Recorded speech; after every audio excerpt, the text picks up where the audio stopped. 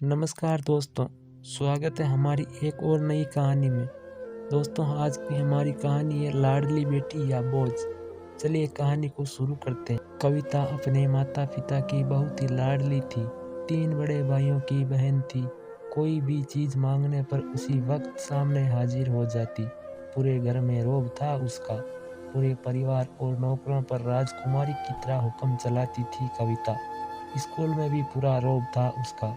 बड़े घर की लाडली जो थी, वे ऐसे ही उसने कॉलेज में दाखिला लिया। उसके ठाट बाट बड़ी गाड़ी में आना जाना, हर दिन नया फैशन देखकर हर कोई उससे दोस्ती करना चाहता था।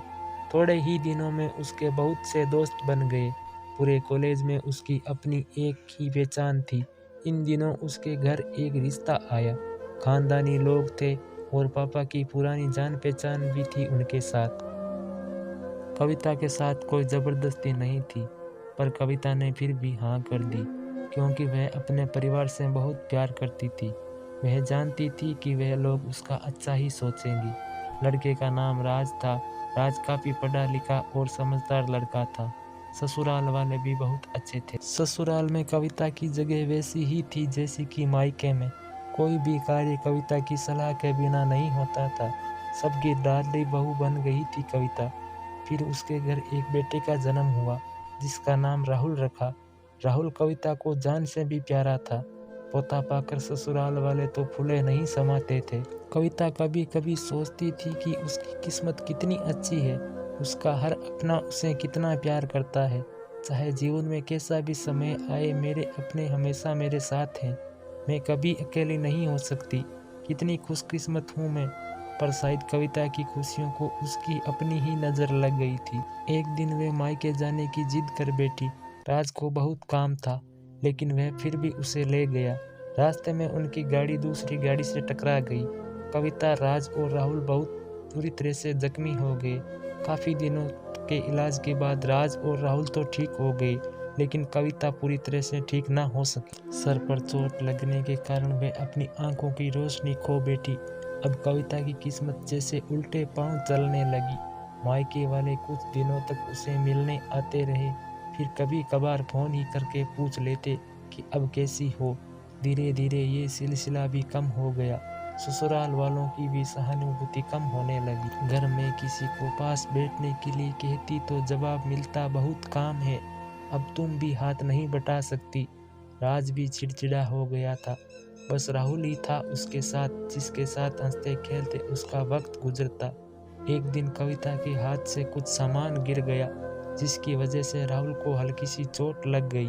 कविता के सास ससुर ने राहुल को उससे अलग कर दिया कि कहीं उसके ना देखने की वजह से बच्चे का कोई नुकसान ना हो जाए। कविता अंदर से टूट चुकी थी।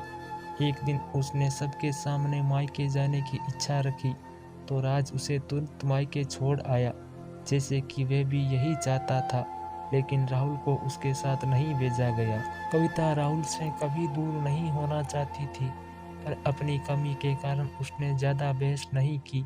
कविता को लगा कि वह 3-4 दिन वहाँ रहेगी तो थोड़ा हवा पानी बदल जाएगा, क्योंकि वह कितनों दिनों से कहीं भी बाहर नहीं गई थी।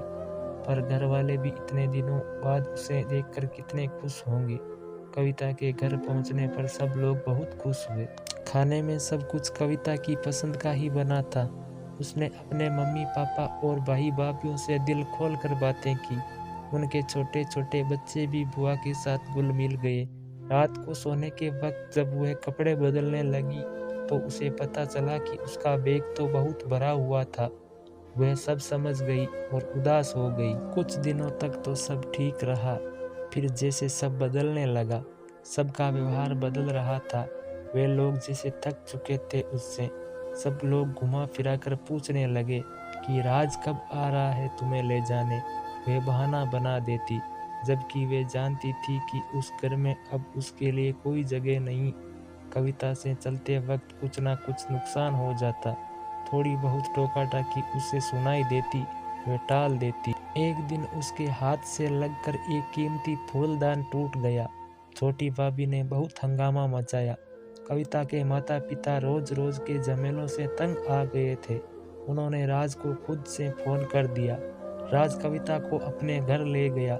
कविता को अपने परिवार वालों से ये उम्मीद नहीं थी।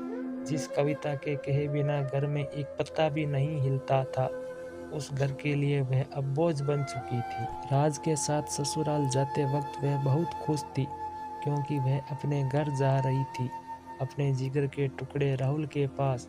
परंतु यह खुशी भी कुछ पल की ही थी। सारा बंदोबस्त पहले से ही किया हुआ था। कविता को सीधे ऊपर वाले कमरे में पहुंचा दिया गया। राहुल से दूर रहने की सख्त चेतावनी दी गई। एक काम वाली लता को उसकी जिम्मेदारी सौंपी गई, जो उसके खाने पहनने जैसी जरूरतों का ध्यान रखती। कविता ज़्यादातर चुप ही रहती, कभी कभी काम वाली लता से थोड़ा बतिया लेती। उसके जरिए राहुल का पता चल जाता। सबकी लाडली बेटी और बहू सबके लिए लाडली से बोझ बन चुकी थी। दोस्तों, ये कहानी बस इतनी सी थी। आपको कैसी लगी कमेंट में बताना। वीडियो को लाइक करके चैनल को भी सब्सक्राइब कर लेना। मिलेंगे फिर नई कहानी में। धन्यवाद।